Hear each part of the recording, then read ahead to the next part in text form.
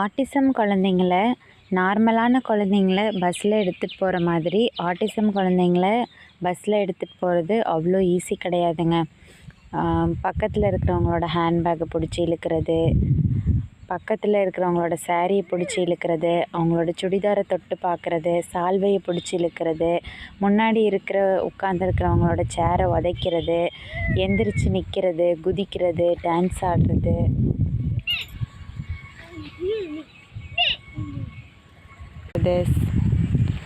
Hand flapping பண்ணுறது, self lock பண்ணுறது, self talk பண்ணுறதுன்னு சொல்லிட்டு அவங்க பஸ்ஸில் ஒரு மாதிரி தான் பிஹேவ் பண்ணுவாங்க.